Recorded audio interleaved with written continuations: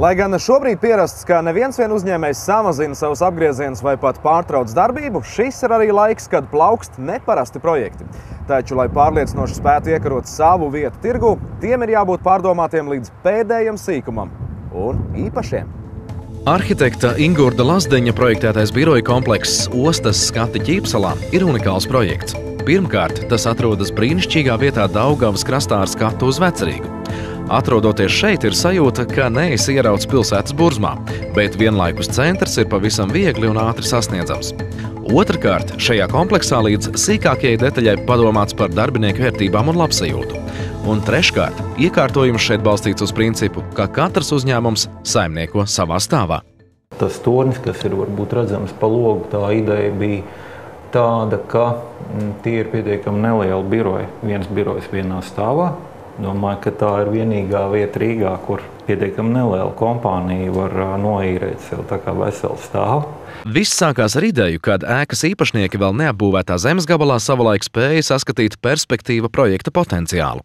Radās iespēja noīrēt šo zemes gabalu, kur mēs bijām atbraukuši vasarā, kad te vēl nekā nebija. Un, protams, ka likās pirmā brīdī, un daudziem cilvēkiem liekas, ka tā vieta varbūt ir tāda neattīstīta un tam līdzīgi. Ja. Bet, ja pusstundu pasēž Daugavas malā, tad uzreiz skaidrs, ka te gribās dzīvot un strādāt un pavadīt laiku. Jo, kā zināms, cilvēki jau lielāko daļu dzīves pavada ofisos un tā.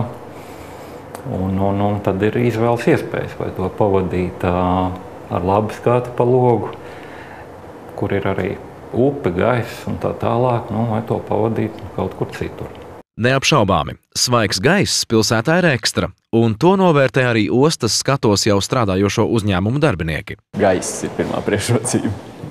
Protams, ir arī skats un tā, ja, bet tas jau ir, tad, kad pirmoreiz ienāc, tev liekas, kad baigforšais skats, bet, pēc nedēļas jau tas skats jau ir, tas ir tikai skats, ja, bet tas, kad ir ko elpot apkārt, ja, un kad nav tā, ka tu birojā pa logu vienīgais, ko tu redzi, ir, pretējās mājas siena 10 metru attālumā, ja, tā ir ekstra. Protams, ostas skatu piedāvājumā ir daudz kas vairāk par svaigu gaisu.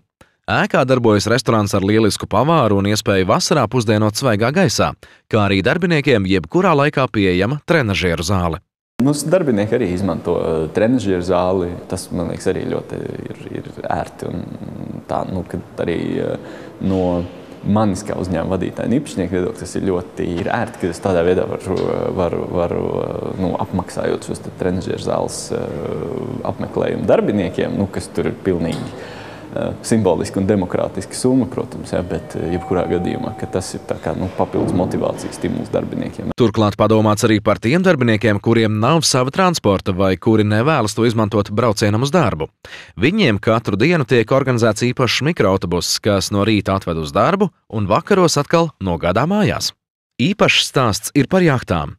Tieši līdzās ēkai atrodas arī jahtu piestātne, un gan ēkas saimnieki, gan liela daļa nomnieku aizraujas ar burāšanu. Ierasties tieši darbā ar laivu, teiksim, Skandināvijā tas ir ok. Tāpēc, kad ir saprotams, ka no kaut vai Juglas ezera atbraukt ar laivu droši vien ir ātrāk nekā ar mašīnu, ja brauc vispār no tās puses. Bet šeit laivu kultūra nav pārāk attīstīta, kā zināms, un tāpēc pārāk daudz cilvēku ar laivām uz darbu nebrauc. Atzīšu, viens no svarīgiem elementiem ir, es pats ar burāšanu nodarbojos, līdz ar to tā kā ūdens tūms un vispār jahtas blakus stāv un iespēja novietot varbūt kādreiz arī savu jahtu vajadzības gadījumā. Tas, protams, arī kaut ko nospēlē. Veidojot biroju ēku, tās saimnieki rūpīgi padomājuši par telpu izvietojumu, lai ikdienas darbs noritētu pēc iespējas efektīvāk un darbinieki justos labi. Ēkā izveidoti atvērtā tipa biroji, kas nozīmē visi tajos strādājošie sēž kopā lielā telpā, nevis mazos kabinetos. Daudzi eksperti atzīst, ka šāds biroju plānojums veicina kolektīvu saliedētību un noteikti pātrina informācijas plūsmu. Mūsu gadījumā tā ir filozofija. Mēs nekā citādi, mēs strādājam tikai open tipa birojos, ja, jo tādi skabūzīšu varianti, mums pilnībā, mūsu veiksme vai neveiksme ir atkarīgi tikai un vienīgi no tā, kādu komandu mēs spējam izveidot. Katrs tas cilvēks dara kaut kādu gabaliņu no kaut kā lielāka, ja? Un tas lielākais darbojas tikai tad, ja viņi spēj darboties kopā un salikt viņus katru savā būcenī, tas ir izslēgts. Katra biroja vidū atrodas neliela konferenču zāle, kas tiek izmantota gan iekšējām sapulcēm, gan tikšanās reizēs ar klientiem. Ļoti būtisks faktors ir gaisma, kuras birojos ir ļoti daudz. Tā noteikti palīdz darbiniekiem uzturēt mūžu garu un enerģiski darboties visu dienu. Savas interesantās arhitektūras dēļ ostas skatus daži dēvē par bumbieri, bet visi atzīst, par svarīgāko šeit uzskata dzīves kvalitāti.